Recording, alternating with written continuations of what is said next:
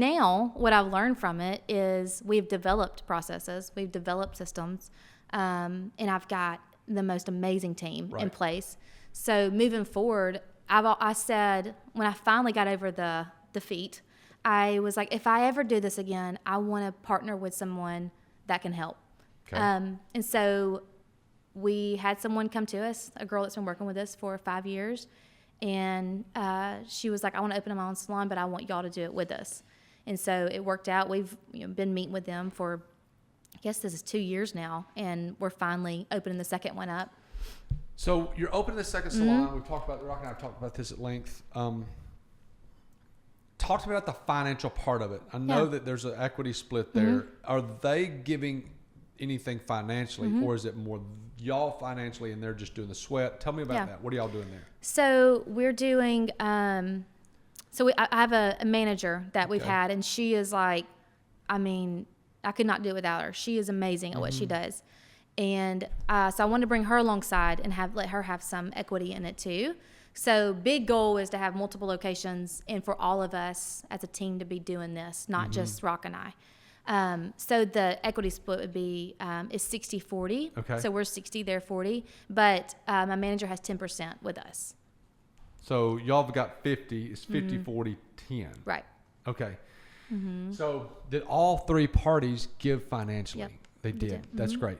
So you're at your location now. Tell me about your location now. Yeah. Give me an idea of number of people. Okay. We talked about your 50 employees. Like, give me, tell me how the system works now, because you went from six chairs to 13. Okay. So we had 13, or we had we had 11, but we had plugged up or had run electrical for more stations. Okay. And so I don't know. At that time, I think we just thought that was going to be it, So we had 13, or so we put another station in, did 13, and then eventually we outgrew that spot, and we knocked the wall down next door and put in 8 more chairs. Was there a immediate uptick in business when you moved to the new location? Why?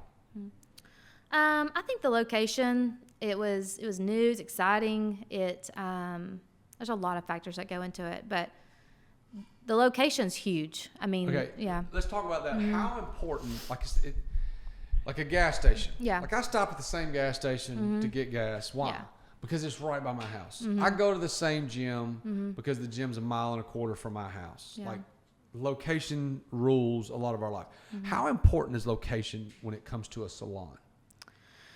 I think if you're a stylist that's been around for a long time, it's not super important because people are going to follow their stylist. They're going to go wherever they're at. I mean, it could be in the bottom of their basement, and they're going to go to see them because that's that's their stylist. What is it about that? Okay, so there's a lady in Trustful that there are people from Homewood and a guy from Chelsea that come to Trustful. It's 45 minutes. I know. What is it about? Yeah. What is it? Tell me that. It's I don't just understand. you build this relationship with your stylist. Like I've had people that used to go to the guy that I worked for in high school that come to me.